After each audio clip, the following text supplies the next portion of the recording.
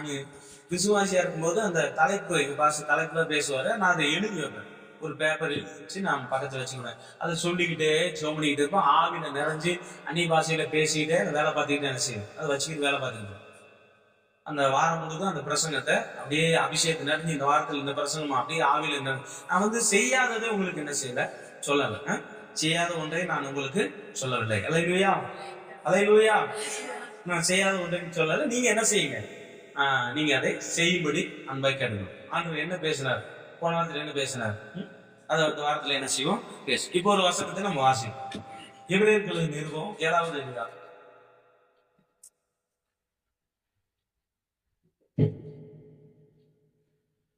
26வது வசனம்.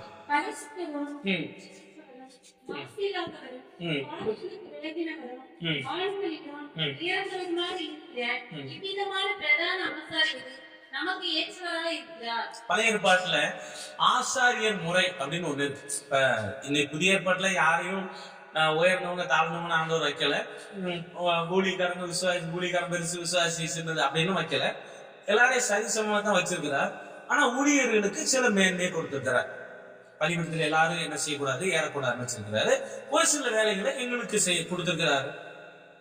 ஆனா ஆண்டவர் யாரையும் பாஸ்டர் தான் உலகத்துல பெரிய ஆளு, விசுவாசி சின்ன அப்படிலாம் ஆண்டவர் என்ன செய்யல வைக்கல. ஆனா அவர்களுக்கு சில வேலைகள், அந்த வேலைகளை விசுவாசிகளுக்கு ஆண்டவர் என்ன செய்யல கொடுக்கல.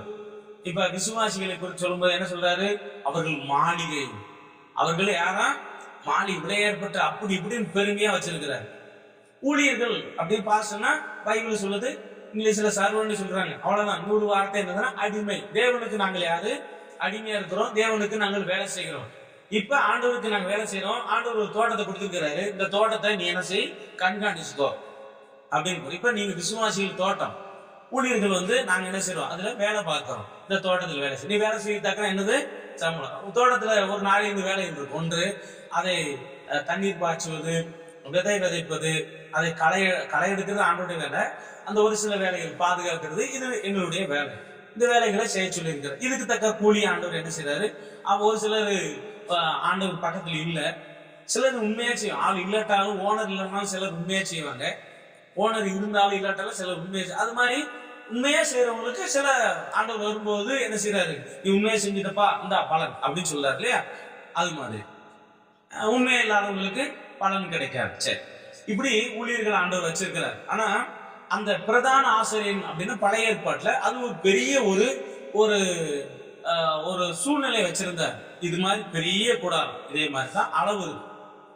குண்டக் மண்டக்கெல்லாம் எனக்கு செய்ய முடியாது. ஒரு அளவு, பெரிய ஒரு கூடாரம், அளவு இத்தனை அடி நீளம், இத்தனை அடி அகலம் அப்படின்னு வச்சிருப்பாரு. அந்த ஆசாரிப்பு கூடாரத்துல மேல எதை போடணும், நம்மளால அந்த பண ஓலைகள்லாம் போட முடியாது. ஆண்டவர் சொல்லி இருக்கிற அதை தான் என்ன செய்யணும், இப்படிதான் போடணும், சைட்ல இதைத்தான் போடணும் அப்படின்னு ரூல்ஸ் வச்சிருப்பாரு. அந்த பலகை என்ன பலகை, அந்த பலகை எவ்வளவு அகலம் இருக்கணும், எவ்வளவு உயரமா இருக்கணும், இந்த தூண், இந்த மாதிரி தூண் வச்சுக்கோங்களேன், போட்டு பைபிள் போட்டுருக்க, அந்த தூண் எவ்வளவு ஆகணும், எவ்வளவு உயரமா, இதெல்லாம் தெளிவா என்ன செய்யப்பட்டிருக்கு சொல்லியிருக்கு. ஒரு இது கூட பிசுறு கிடையாது. அப்படி சொல்லிட்டு அப்ப ஆண்டவர் பிரதான ஆசாரி என்ன வேலைன்னா, ஏசப்பாவுக்கு அடுத்து இவங்க ஏசப்பாவுக்கும் ஜனங்களுக்கும் உறவை ஏற்படுத்தக்கூடிய நபர்கள். யாரை என்ன நபர்கள், உறவு. விசுவாசிகளுக்கும் தேவனுக்கும் உறவை ஏற்படுத்தக்கூடிய ஒரு இடத்துலதான் யாரை வச்சிருந்தார், பழைய ஏற்பாட்டுல பிரதான ஆசாரியர்கள் வச்சிருந்தார். ஆசாரியர்கள் இருப்பாங்க, லேவியரும் இருப்பாங்க, பிரதான ஆசாரியர்கள் இருப்பாங்க. சரிங்களா. அப்போ இப்படி ஒரு தர, இதை வச்சுக்கோங்களேன். என்ன தர, இது மகா பரிசுத்த ஸ்தலம். உள்ள கர்த்தருடைய பெட்டி இருக்கும், தூபம் இருக்கும், எல்லாமே உள்ள இருக்கும். உள்ள என்ன செய்யணும், அவரு வருஷத்துல ஒரு தடவை தான் உள்ள வரணும். அதுக்கு இடையில அனுமதி கிடையாது. அப்படியே ரத்தத்தோட தான் வரணும் பிரதான ஆசாரியன். அப்படி அந்த இடத்துக்கு பேரு பரிசுத்த ஸ்தலம். இதுல ஆசாரியர்கள் இருப்பாங்க, லேவியர்களும் என்ன செய்வாங்க இருப்பாங்க. ஆசாரியர் வேலை தூபம், அந்த சில விஷயங்களை செய்வது. லேவியர்களுடைய வேலை பணிவிட என்ன செய்வது, இதை கழிவையா, இதை அங்க எடுத்து வை, இங்க எடுத்து வைன்னு சொல்லுவாங்களா, அந்த வேலை செய்வோம். பணிவிட செய்யும். அவங்களுக்கு ஒவ்வொரு ட்ரெஸ், லேவியருக்குன்னா இந்த ட்ரெஸ், ஆசாரியர்களுக்கு இந்த ட்ரெஸ், பிரதான ஆசாரியனுக்கு ஒரு ட்ரெஸ். இப்படி சரி, இது ஒழுங்கு வச்சிருந்தாரு. ஆனா இந்த ஆசாரியன் மனிதனா இருப்பதனால, இப்ப நான் ஆசாரியனா மனிதனா இருக்கிறேன், எனக்கு என்ன வரும், சோர்வு வரும், விலகினம் வரும், குறைகள் வரும். அதனால நான் என்னதான் இருந்தாலும், எவ்வளவு பிரதான ஆசாரியர் இருந்தாலும் நான் மனுஷன். இப்ப ஆண்டவர் என்ன செஞ்சாரு? மனிதனாய் பிறந்து அவர் பல விதத்துல அவர் நமக்கு நல்லவரா இருக்கிறார். அல்லேலூயா. எப்படி இருக்கிறாரு? மேய்ப்பர் அப்படிங்கிற பேர்ல இருக்காரு. எப்படி இருக்காரு? மேய்ப்பர்ங்கிற பேர்ல. ஒரு மேய்ப்பன் எப்படியோ அப்படி. அப்புறம் தகப்பன்கிற பேர்ல இருக்கிறாரு. அப்புறம் தெய்வமா இருக்கிறாரு, ராஜாவா இருக்கிறாரு, இப்படி பல விதத்துல இருக்கிறாரு. ஆசாரியனாகவும் என்ன செய்யறாரு? இருக்கிறார். இந்த ஆசாரியன் என்ன செய்வார்னா, ஒவ்வொரு ஆசாரியன் மாம்சத்தில் இருக்கிறான், அவனுக்கு சில குறைகள் எல்லாம் இருக்கும். ஆனா பிரதான ஆசாரியன் ஏசப்பா வரும்போது எந்த குறையுமே அவர்கிட்ட இல்லை. அப்போ மனுஷனுக்கும் தேவனுக்கும் உறவை ஏற்படுத்தக்கூடிய ஒரு நல்ல ஒரு பிரதான ஆசாரியன். அல்லேலூயா. அதுல நிறைய வார்த்தை இருக்கு, அது போட்டு. இப்ப அந்த தெய்வத்தை குறித்து ஒரு 4 காரியம் சொல்லப்பட்டிருக்கு. இப்ப இயேசு கிறிஸ்து நல்லவர். அவரு அந்த உலகத்துல மனிதர்களை வீணாக புகழ்ச்சியாக பண்றாங்க. அந்த புகழ்ச்சிக்கு அந்த மனிதர்கள் தகுதியே கிடையாது, எந்த தகுதியும் கிடையாது. ஆனா ஏசப்பாவுக்கு என்ன வார்த்தை சொன்னாலும் அது அவருக்கு என்ன செய்யும்? இப்போ ஒரு 4 காரியத்துல இதுல 4 வார்த்தைகளை ஆண்டவர் குறித்து சொல்லப்பட்டிருக்கிறது. முதல் வார்த்தை என்னது? பரிசுத்தர். முதலாவது என்னது? பரிசுத்தர். இரண்டாவது குற்றமற்றவர். அப்புறம் மாசில்லாதவர். அப்புறம் பாவிகளுக்கு விலகினவர். 4 காரியம் சொல்லப்பட்டது. இப்படிப்பட்டவங்க தான் யாரா வரணும்? பிரதான ஆசாரியனா இருக்கும். இந்த 4 குணங்களும் மானசீகத்தில் இருக்கிற பிரதான ஆசாரியனுக்கு இல்லாமல் இருக்கலாம். இந்த 4 தகுதி உள்ள நபர்கள் தான் என்ன செய்யணும்? பிரதான ஆசாரியனா இருந்தா தான் பரலோகத்துக்கும் நமக்கு என்ன உண்டாகும்? ஒரு நல்ல சரியான தொடர்பு. ஒரு அல்லையா சொல்லுவோமா? அல்லேலூயா. உங்களுக்கு உதாரணம் சொல்றேன். மின்சாரம் இருக்கு இல்லையா, கரண்ட். இந்த 3 வயர்ல போகுதுல, பயங்கர பவரா இருக்கும். அந்த 3 வயர் நம்ம வீட்டுக்கு வந்துச்சுன்னா லைட்டை போட்டா லைட் வெடிச்சிடும். எந்த இதை போட்டாலும் என்ன செஞ்சிடும்? எரிஞ்சிடும். அதுக்கு ஒரு என்ன வேணும்? ஒரு அந்த இது இருக்குல்ல, டிரான்ஸ்பாரர் இருக்கு இல்லையா, அங்க ஒரு பெட்டி வச்சிருக்காங்களா, அந்த பெட்டி மீட்டர் மாதிரி வர்ற அவ்வளவு கரண்டையும் நிறுத்தி எவ்வளவு தேவையோ அதை என்ன செய்யுது? கொடுக்குது. இப்ப புரியுதா? இப்ப நம்முடைய ஆண்டவரும் அந்த இடத்துல இருக்கிறார். அல்லேலூயா. அந்த இடத்துல இருந்து நமக்கு என்ன தேவையோ அதை மட்டும் என்ன செய்யுது? ஏன்னா தேவன் நேரடியா மனுஷனை பார்ப்பதற்கோ, மோசேக்கு சொன்னார்ல, நீ என்னை பார்க்க முடியாதுப்பா, பார்த்தா ஒருத்தரும் உயிரோட என்ன செய்ய முடியாது? இருக்க முடியாது. அவனுக்கு என்ன மனுஷனுக்கு அந்த தகுதியே இல்லை. இப்ப அந்த சொல்லும்போது முதுக பார்த்துக்கோ, என்ன செஞ்சுக்கோ? முதுக பார்த்துக்கோன்ட்டாரு. அப்போ நேரடியா தகுதி இல்லை மனுஷனுக்கு. அதனாலதான் ஆண்டவர் அந்த இடத்துல வந்து அங்கிருந்து ஏசப்பா மூலியமா நமக்கு அந்த கிருபையை கொடுத்திருக்கிறார். அல்லேலூயா. இப்ப அந்த தெய்வத்தை குறித்து இதுல சொல்லப்பட்ட 4 காரியத்துக்கு ஒரு 4 காரியத்தை மட்டும் நம்ம பார்ப்போம். அப்படிப்பட்ட நபராக நம்மளையும் கர்த்தர் என்ன செய்வாராக? மாற்றுவாராக. ஆமென். அல்லேலூயா. அல்லேலூயா. அப்படிப்பட்ட நபராக கர்த்தர் நம்மளை மாற்றட்டும். ஸ்தோத்திரம்.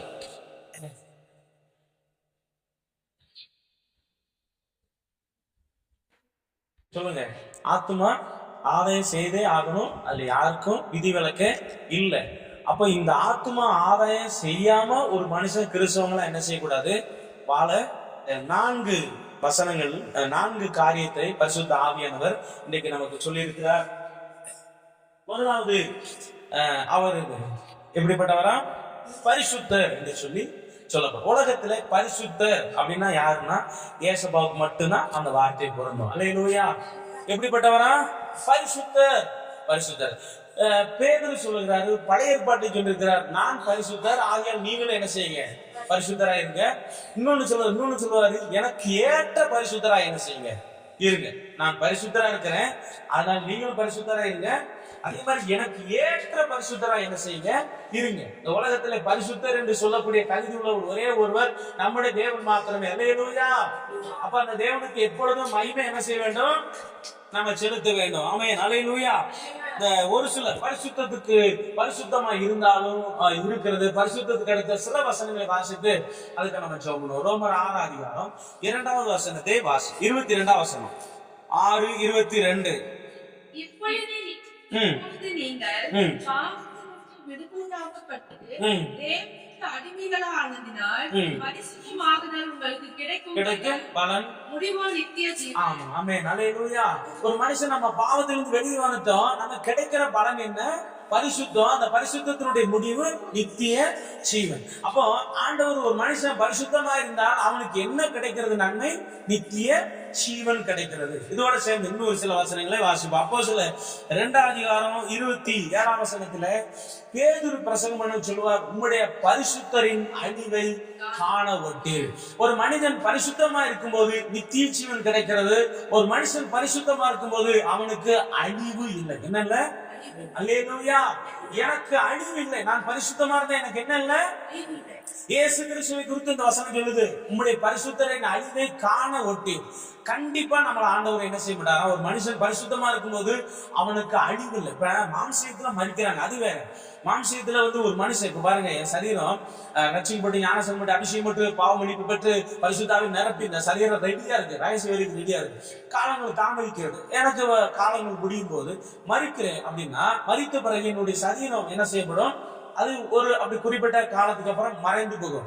ஆனால் இயேசு கிறிஸ்து வரும்போது அதே சரீரம் மறுரூபம் அடைந்த சரீரமா என்ன செய்யும்? மாறும். ஆமென், அல்லேலூயா. அந்த சரீரத்தை பெறுவதற்கு தான் நம்ம சபைக்கு வரோம், ஆராதிக்கிறோம், ஜெபம் பண்ணுகிறோம், உபவாசம் இருக்கிறோம், பரலோகமே என்ன செய்யறோம்? புலம்பிக்கிட்டு இருக்கோம். ஆமென், அல்லேலூயா. அதை பெற்றுக்கொள்ளணும், சரிங்களா? ஏன்னா எப்ப எங்க போய் என்ன நடக்குன்னே தெரிய மாட்டேங்குது. சில இந்த மரண செய்தி, மரண காரியத்தை ஒவ்வொன்னா போடுறாங்க. போடும்போது பேசிக்கிட்டே இருக்காங்க, கீழே விடுறாங்க. ஒரு பேட்டி எடுக்கிறதுக்கு ஒரு பெண்ணு கீழே விடுங்க. ஒவ்வொருத்தரும் அப்படி அந்த மரண கடைசி டக்குன்னு என்ன நடக்குது தெரியாம எப்பொழுதும் நம்ம என்ன செய்வோம்? அதுக்காக நாளைக்கு ஆண்டவர் நம்மள ஆண்டவர் நாளைக்கு சாக விட மாட்டார். அவன் அல்லேலூயா. நமக்கு நாளைக்கு மரணம் இல்லை, அடுத்த வருஷம் மரணம். ஏசப்பா வரைக்கும் நம்ம என்ன செய்ய போறோம்? உயிரோடு இருக்க போறோம். ஆனால் எப்பொழுதும் ரகசியம் வரைக்கும் மட்டும் என்ன செய்யணும்? ரெடியா இருக்கணும். அப்படியே ஆண்டவர் மரணத்தை கொடுத்தாலும் பரலோகத்துக்கு தான் என்ன செய்யணும்? போகணும். அப்படியே நரகம் என்ன செய்யக்கூடாது? போகக்கூடாது. அப்போ நம்ம எப்பொழுதும் ரெடியா இருக்கணும். சரி, அப்போ பரிசுத்தம் ஆகிறதுனாலே நித்திய ஜீவன் கிடைக்கிறது. பரிசுத்தம் ஆகிறதுனாலே அழிவு கிடையாது. இந்த வாழ்க்கை தான் நமக்கு வேணும். இந்த வாழ்க்கை இப்ப ஏசப்பாவை சொல்லியிருக்கு, நீர் பரிசுத்தர். அல்லேலூயா. ஏசப்பா பிரதான ஆசாரியனா இருக்கிறார். அவரை குறித்து சொல்லும்போது பரிசுத்தரும். இப்ப நான் பரிசுத்தமா இருக்கணும், என்னை பரிசுத்தப்படுத்துங்க. எதுக்காக பரிசுத்தப்படுத்தணும்னா, பரிசுத்தமான நித்திய ஜீவன் கிடைக்கும். பரிசுத்த ஆனாதான் கிடைக்கும். அடுத்து பரிசுத்தமா இருந்தால் அழிவு இல்லை. நம்முடைய பரிசுத்தரின் அழிவை காண ஒட்டீர். அல்லேலூயா. இன்னொரு வசனம் என்ன சொல்லி இருக்கு பாருங்க, லூக்கா 4:34 வசனத்தை நீங்க வாசிங்க. 34. ஆமென். இயேசுவே, எங்களுக்கு உமக்கு என்னையா? எங்களுக்கு எடுக்கும் வந்து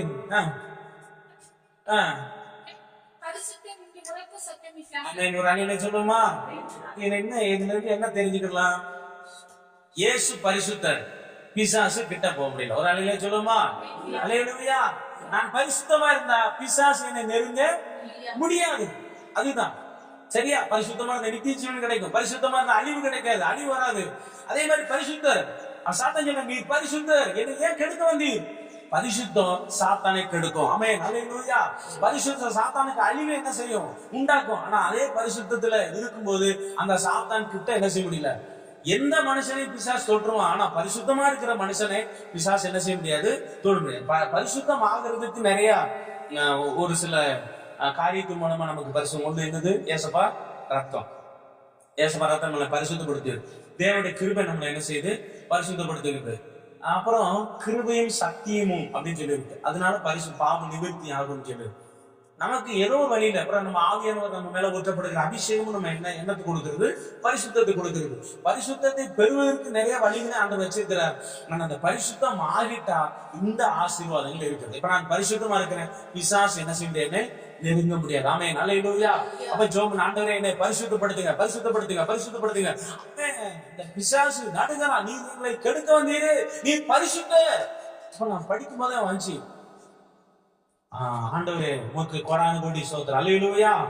பரிசுத்தர் சொல்லியிருப்பார். அப்போ நான் அடுத்து பாத்தீங்கன்னா எபிரேயர் 12:14 பரிசுத்தம் இல்லாமல் ஒருவனும் தேவனை சமாதானமாய் உள்ளவருமாய் இருக்கவும் நாடுங்கள். பரிசுத்தம் இல்லாமல் ஒருவனும் கர்த்தரை தரிசிப்பதில்லை. பரிசுத்தம் இல்லாம ஒருவன் என்ன செய்ய முடியாது? கர்த்தரை தரிசிக்க முடியாது. இப்ப பரிசுத்தத்தை ஆண்டவர் கொடுக்கிறதுனுடைய நோக்கம் என்ன சொல்லுங்க? தேவனை தரிசிக்க. அல்லேலூயா. தேவனை தரிசிக்க, அழிவில்லாத வாழ்க்கை வாழ, அடுத்து எதுக்கு? நித்திய ஜீவனை பெற்றுக்கொள்ள. இதை நம்ம சோமன் ஆண்டவரே பரிசுத்தமா இருந்தா இவ்வளவு நன்மை கிடைக்கா பாருங்க. பரிசுத்தமாயிட்டேன், எனக்கு நித்திய ஜீவன் கிடைச்சிருச்சு. பரிசுத்தமாயிட்டேன், எனக்கு அழிவு இல்லை. பரிசுத்தமாயிட்டேன், சாத்தான் என்னை நெருங்க முடியல. நான் பரிசுத்தமா இருக்கிறேன், சாத்தான் நெருங்கவே முடியாது. நான் பரிசுத்தமா இருக்கிறேன், நான் கடைசி எங்க போய் சேர்ந்துருவேன்? பரலோகம் போய் சேர்ந்துருவேன். அந்த நம்முடைய தெய்வத்தை நான் என்ன செய்ய போறேன்? பார்க்க போறேன். இல்லையா? இப்படிப்பட்ட ஒரு மேன்மையை கர்த்தர் நமக்கு என்ன செஞ்சிருக்கிறார்? கொடுத்திருக்கிறார். பரிசுத்தம் ஒரு அஸ்திபாரத்துக்கு அடையாளமாகவும் வேதம் சொல்லுது. 87வது சங்கீதம் 1வது வசனத்துல நம்ம வாசிக்கும் போது எழுதப்படுது பாருங்க. பரிசுத்த பர்வதங்களில் என்ன செய்கிறதா இருக்கு. பரிசுத்தம் ஒரு அஸ்திபாரமான வாழ்க்கை. இப்ப நான் பரிசுத்தமா இருக்கிறேன்னா நான் பயங்கரமான ஒரு அஸ்திபாரம். என்னை எந்த பிசாசாலும் உடைக்க முடியாது. அல்லேலூயா. நான் பரிசுத்தமா இருக்கும்போது பெரிய ஒரு அஸ்திபாரம். இப்ப பரிசுத்தமே ஒரு அஸ்திபாரமா இருக்குது. என்னை ஒன்றும் செய்ய முடியாது. அதனாலதான் ஏசப்பா சொன்னாரு, கண்மலை மேல அஸ்திபாரம். கண்மலையா இயேசு பரிசுத்தர். பரிசுத்தர் மேல ஒரு அஸ்திபாரம் போடும்போது அவனுக்கு பரிசுத்தமாகறான். பரிசுத்தமாகும் போது அவனுக்கு விரோதமா என்னென்னமோ வந்து மோதி பார்த்தாலும் அவனை உடைக்கவே முடியாது. இதுவே ஒரு பெரிய பிரசங்கம் தான். சுருக்கமா ஆண்டவர் கொடுத்திருக்கிறாரு. நம்ம இதை ஜெபம் பண்ணிட்டு, ஆண்டவரே இதற்காய் ஸ்தோத்திரம், இது எனக்குள்ள என்ன செய்யட்டும்? பெருகட்டும். நீர் பரிசுத்தர். ஆமென். அல்லேலூயா. நாங்களும் பரிசுத்தமாகணும். எங்களுக்கு இந்த பரிசுத்தத்தினால வரக்கூடிய நன்மை என்ன செய்யணும்? நான் பரிசுத்தம் ஆயிட்டோம்னா இந்த நாளை இந்த காரியங்கள், இந்த ஆசீர்வாதம் எனக்கு வருகிறது. அல்லேலூயா. இரண்டாவது எப்படிப்பட்டவரா? குற்றமற்றவர். எப்படிப்பட்டவரா? குற்றமற்றவர். சரி, 40வது அதிகாரம், ஆதியாகமம் 40வது அதிகாரம் 1வது வசனம் நினைக்கிறேன். 1வது வசனமா? பார்வோனுக்கு சாரி, அதிகாரம் 40வது அதிகாரம் 1வது. இந்த நடவடிக்கைகள் சென்று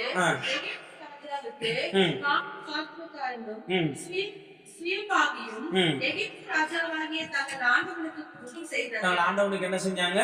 குற்றம் செஞ்சாங்க. இப்ப இயேசு கிறிஸ்து குற்றமற்றவர். இங்க பார்க்கிறோம், ஒருத்தன் குற்றம் செய்தான். என்ன செஞ்சாங்க?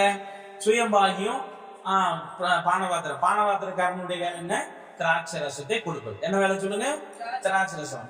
சுயம்பாகினா யாரு? முன்னாடி பார்ப்போம். முன்னாடி ஃபர்ஸ்ட் வாசிக்கும். சுயம்பாகினா யாரு? சுயம்பாகினா யாரு தெரியாது.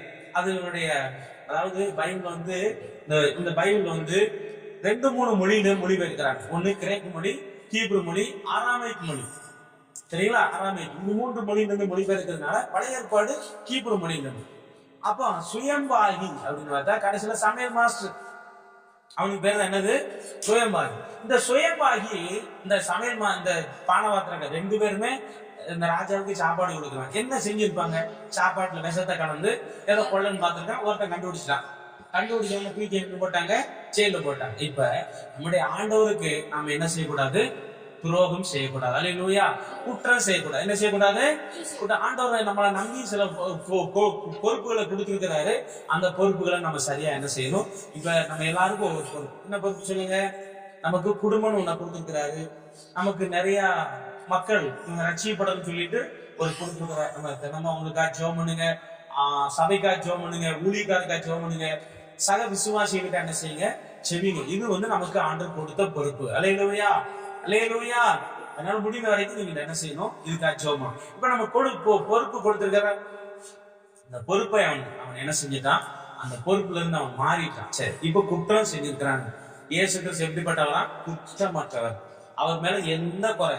இந்த குற்றமற்ற அப்படிங்கிறதுக்கு இங்கிலீஷ்ல போய் தமிழ்ல மொழிபெயர்த்து பார்த்தா நிறைய வார்த்தை வருது. என்னென்ன வார்த்தை? தீங்கு செய்யாத. எப்படிப்பட்டவரா? தீங்கு செய்யாது. குற்றமற்றங்கிற வார்த்தைக்கே ஒண்ணு தீங்கு செய்ய. நம்ம பார்த்துக்கிட்டே இருக்கணும். தீங்கு யாருக்காவது நம்ம செஞ்சிருக்கோமா? எனக்கு யாரும் செஞ்சுட்டு போறாங்க, நான் என்ன செய்ய மாட்டேன்? யாருக்கும் தீங்கு செய்ய மாட்டேன். அல்லேலூயா. உலகம் தீங்கு செய்யுது.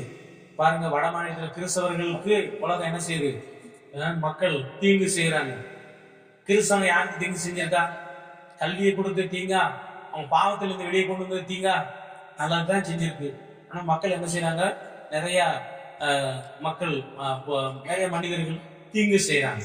கிறிஸ்தவர்களுக்கு தீங்கு செய்யறாங்க. சரி, அடுத்து ஊர் விளைவிக்காத. ஊர்னா என்ன தெரியுமா? ஊர்னா அதாவது இப்ப நல்லா போயிருக்கும் இடையில உள்ள பூந்து குழப்பத்தை உண்டாக்கி பாதிப்பாங்க இல்லையா, அதுக்கு பேர ஊரு விளை. இன்னொன்னு என்ன சொன்ன? துன்பம்.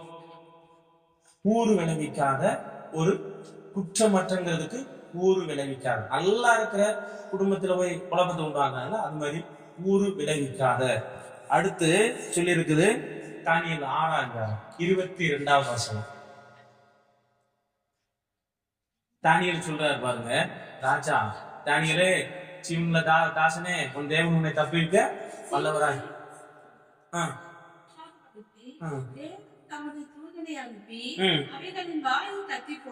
அது ஏனென்றால்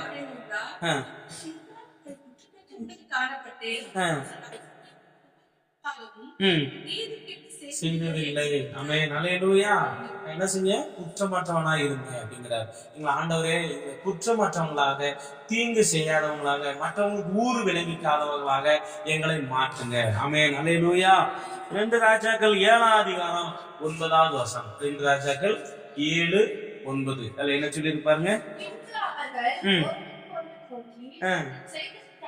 நியாயம் கிடையாது.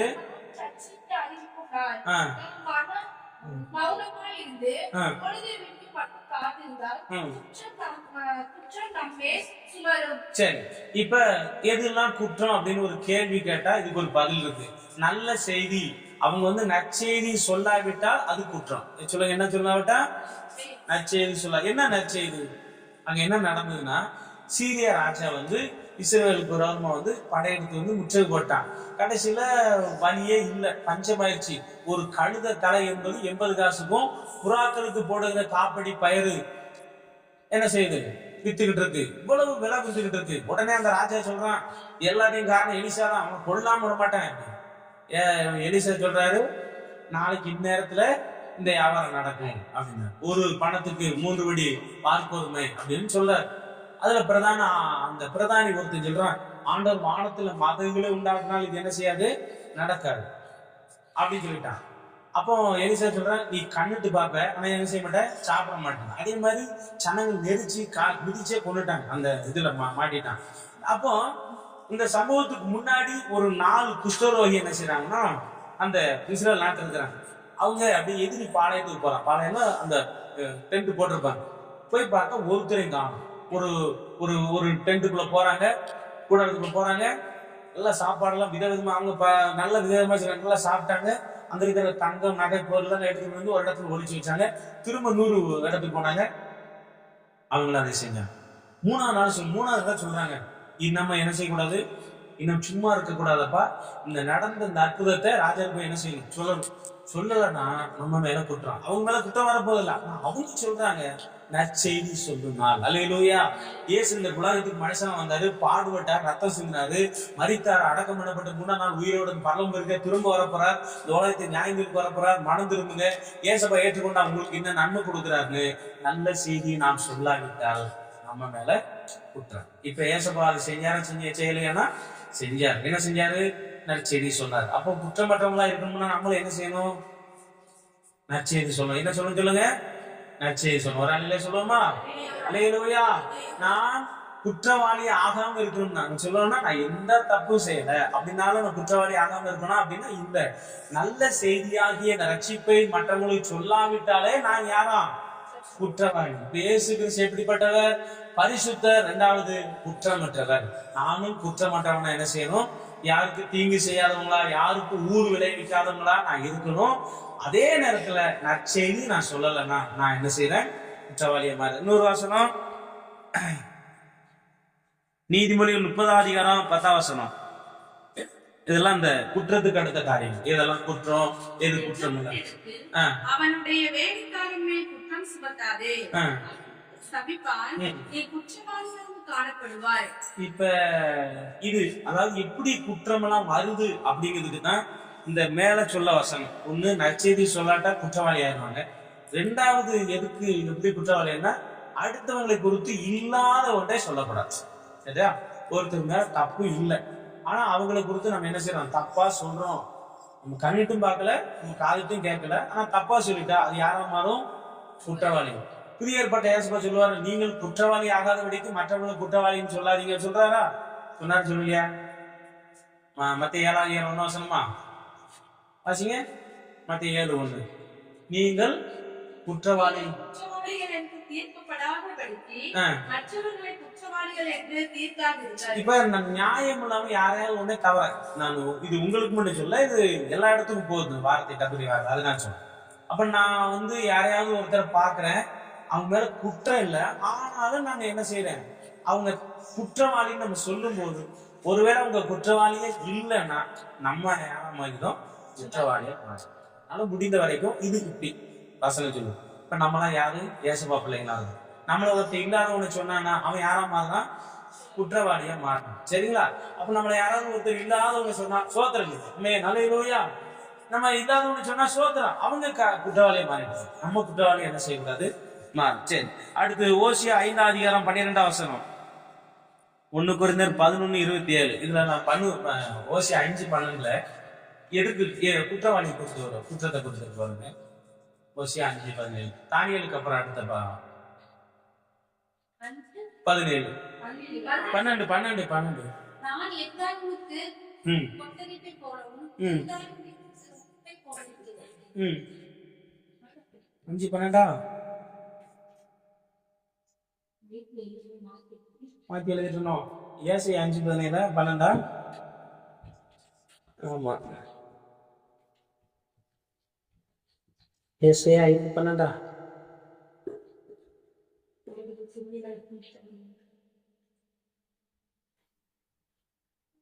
சரி, ஓகே.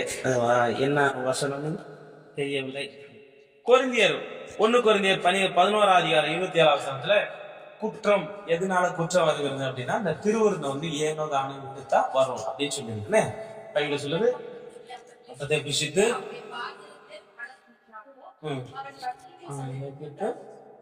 குற்றம் இல்லாம இந்த குற்றம் வர்றதுக்கு இது ஒரு காரணமாக என்ன செய்யுது.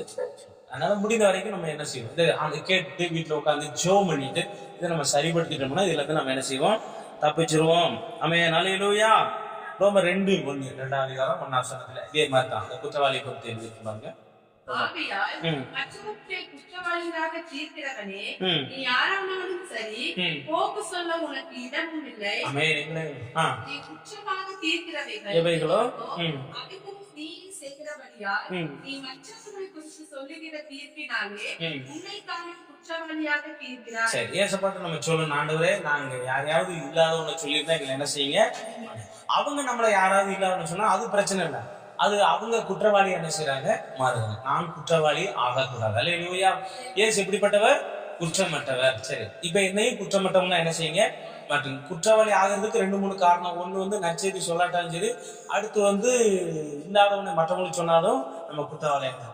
ஆனா ஒரு செபருக்கு என்ன செபம்னா, சங்கீத 19ஆம் சங்கீதத்துல ஒரு செபருக்கு இந்த செபத்தை நம்ம ஜெபம் பண்ணணும். எப்பொழுது ஜெபம் பண்ணணும், 19:12 சொல்லியிருக்க, மறைவான குற்றங்களுக்கு தன் பிள்ளைகளை மறைவான குற்றங்களுக்கு தன் பிள்ளைகளை உணர்கிறது. நம்ம ஒரு பிழை இருக்குது, அதை உணரணும். நம்மகிட்ட இருக்குதா, இப்ப நான் ஒரு தவறு செய்யறேன்னா எனக்கு உணர்த்தப்படலட்ட நான் சரியில்லை. என்னிடத்துல ஒரு தவறு இருக்குன்னா நான் உணர்த்தப்பட வேண்டும். அல்லேலூயா. நான் என்ன செய்யப்பட வேண்டும், உணர்த்தப்பட வேண்டும். அவனுக்கு ஒரு துணி வாங்கி கொடுத்துருக்கேன், அந்த இடத்துல துணி எடுத்து அதை எடுத்துக்கணும்.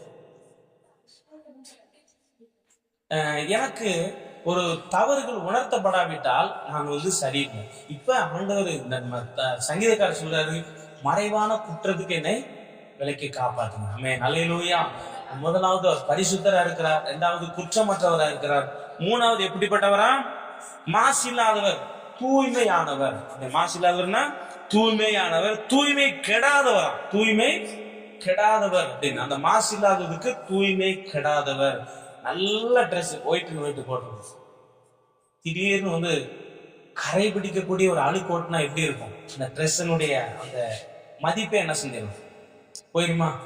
ட்ரெஸ்ஸனுடைய மதிப்பே போயிடும். அதுக்கப்புறம் போட முடியுமா அப்படின்னா போட முடியாது. அது மாதிரி தூய்மை கெடாத ஒரு வாழ்க்கை எங்களுக்கு தாங்க. அல்லேலூயா. ஆமென். சோத்திரம். அதே போல நன்மை செய்ய வேண்டியவர்களுக்கு நன்மை செய்யாவிட்டாலும் அதுவும் மாசில்லாத அப்படின்னு வாசிங்க. யாக்கோபு 1:27 சார், அது நன்மை செய்ய வேண்டியவங்களுக்கு நன்மை செய்யாவிட்டால் அது பாவமாக சொல்லப்பட்டிருக்கு. அதுவும் இந்த மாசு இல்லாத அந்த இதற்குள்ள என்ன செய்யுது வருது. சரி, அடுத்து இந்த மாசு இல்லாதவர்களுக்கு இன்னொரு அர்த்தம் என்னன்னா, ஆவிக்குரிய குறைபாடு இல்லாதவர்கள். ஆவிக்குரிய குறைபாடு இல்லாதவங்க தான் மாசு இல்லாதவங்க. ஆவிக்குரிய இந்த தனிக்குறையா ஆவிக்குரிய மாசு இல்லாதவர்கள், ஆவிக்குரிய குறைபாடு இல்லாதவங்க.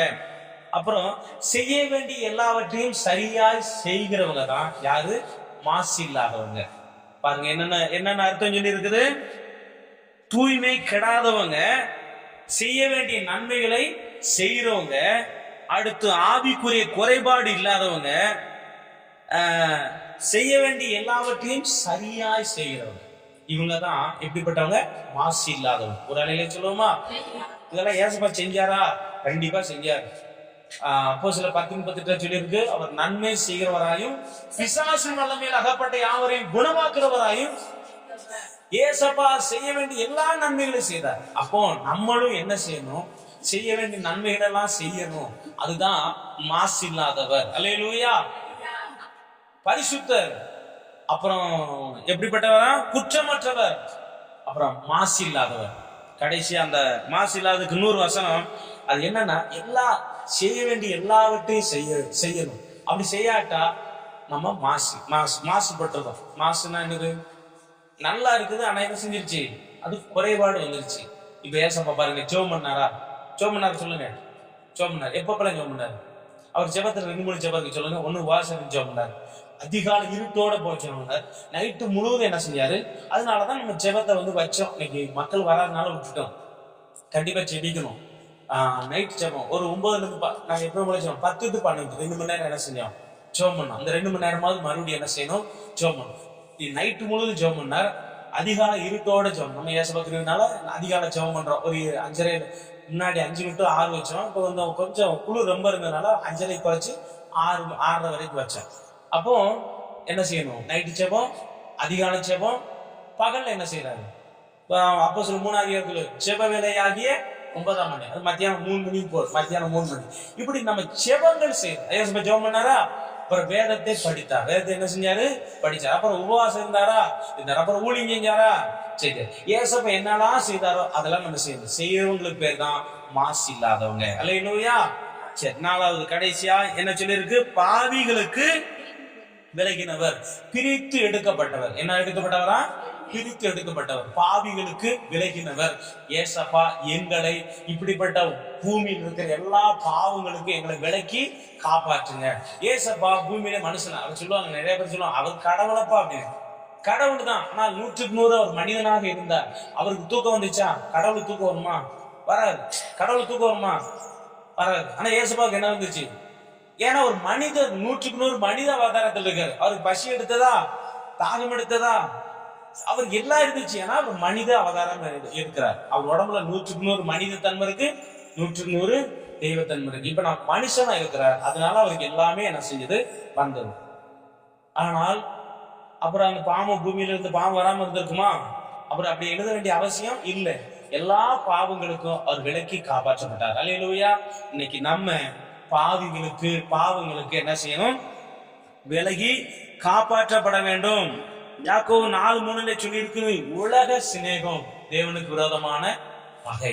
மேல ஒரு வார்த்தை எழுதியிருக்கோம், திட்ட மாதிரி எழுதியிருக்கோம், அது வேண்டாம். அதனால கீழே உள்ளது உலக சிநேகம் தேவனுக்கு விரோதமான பகை. ஏசப்பா, இந்த உலக சிநேகம் ஒரு மனுஷனுக்குள்ள வரும்போது அவன் பாவத்துக்குள்ளே தள்ளப்படுகிறான். இயேசு கிறிஸ்துவை அறியாத நபர்களோடு அதிக உறவு என்ன செய்யக்கூடாது. சொந்தக்காரங்களா இருந்தாலும் சரி, யாரா இருந்தாலும் சரி. நிறைய நேரத்துல பாருங்க, ஒரு நண்பர், நான் ஏற்கனவே சொன்ன பாத்தீங்களா, நான் ஒரு பிரசங்கத்திலே கூட அதை பண்ணியிருக்கிறேன். ஒரு நண்பன் என்ன செய்யறான்? பழைய நண்பன் வர்றான். இந்த நண்பனுக்காக சிநேகம் தேவனுக்கு விரோதமான பகை. இயேசு கிறிஸ்துவ அல்லாத நபர்கள் அவங்க பாருங்க, அவங்க ஃப்ரெண்டுனாலதான் இவன் நாசமா போயிடும். நான் வேலை பார்க்கும்போது என் கூட இருந்து தீமைகளுக்கும் நம்மை விலக்கி காப்பாற்றணும். பாவிகளுக்கு விலக்கினவர் எப்படிப்பட்டவரா? நகையா உலகத்துல நம்ம இருக்கிறோம். நல்லா தெரிஞ்சுக்கோங்க. இன்னைக்கு நிறைய கிறிஸ்தவங்க சொல்ற வார்த்தை, உங்களுக்கு என்ன பாஸ்டர், நீங்க வாட்டில் உட்காந்து பிரசங்கம் பண்றீங்க, சர்ச்சுக்கு போறீங்க, நாங்க உலகத்துல இருக்கிறோம், எல்லாத்தையும் தாண்டி வரணும். இப்படிலாம் நம்ம குற்றம் சொல்லுவோன்ட்டு தான் பைபிள் ஆண்டவர் நிறைய என்ன செஞ்சிருக்காரு, எழுதி வச்சிருக்கிறாரு. ஒரு வசனம் இருக்கு தெரியுமா? கர்த்தருக்கு பிரியமானவன் அவருக்கு சித்தமானது எங்க இருந்து செய்வானா?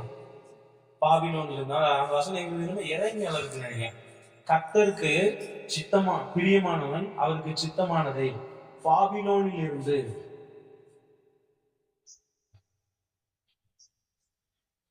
பாபிலோன்ல இருந்து 30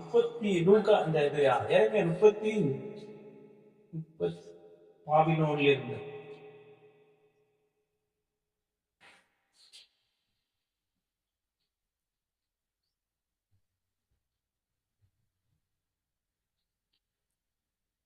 எரேமியா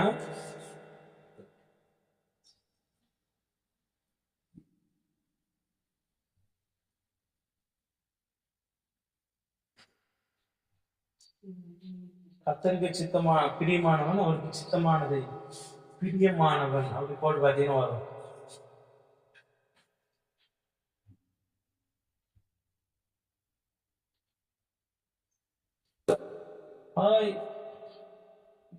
சரி சரி சரி சரி ஏசாயா 48:14. ஏசாயா 48:14 வாசிங்களா? ஏசாயா 48:14. நீங்கள் எல்லாரும் கூடி கொண்டு கேளுங்கள்.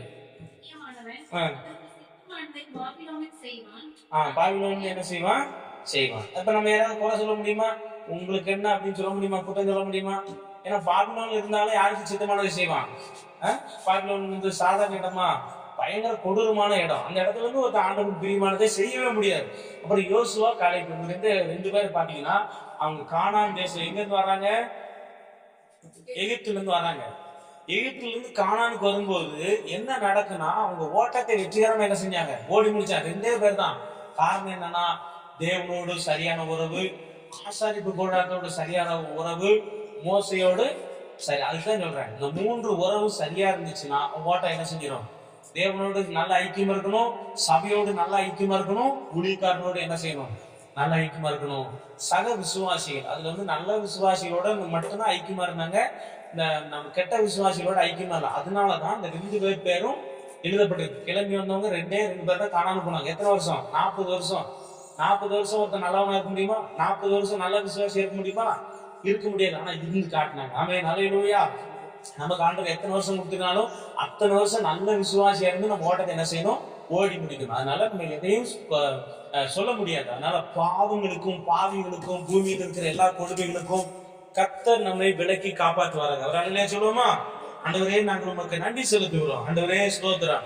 எங்களை இப்படிப்பட்ட தீமைகளுக்கு விளைப்பாதது ஜோமன போறோம். ஜோமனுமா ஏசப்பா, இந்த எங்களுடைய தேவன் இப்படிப்பட்டவரா? ஆண்டவரே பரிசுத்தர், குற்றமற்றவர், மாசில்லாதவர், பாவிகளுக்கு விலகினவர். அப்படிப்பட்டவர் ஒரு நாள் பிரதான ஆசிரியராக இருந்தது போல எங்களை அப்படியே மாற்றினார் ராஜா. எங்களை அப்படியே மாற்றும் ஆண்டவரே. எங்களை எல்லா பாவங்களுக்கு விலக்கி காப்பாற்றும். நாங்கள் பரிசுத்தமா இருக்கணும். எல்லா குற்றங்களுக்கு விலக்கி காப்பாற்றும். நாங்கள் குற்றமற்றவர்களா இருக்கணும். ஆண்டவரே ஸ்தோத்திரையா, நாங்கள் மாசில்லாதவர்களா இருக்கணும். ஆவிக்குரிய குறைபாடுகள் இல்லாதவங்களா இருக்கணும். எங்களை குறைபாடு இல்லாதவர்களை கர்த்தர் மாற்றும்படி ஸ்தோத்திரம். அதே போல தகப்பனே ஸ்தோத்திரம். ஆண்டவரே ஸ்தோத்திரம். அந்த உலகத்தில் வரக்கூடிய எல்லா பாவிகளுக்கும் பாவங்களுக்கும் நாங்கள் விலக்கி காப்பாற்ற தேவன் எங்களுக்கு உதவி செய்யும்படி ஸ்தோத்திரம். எங்களை எப்படி மாற்றுவது?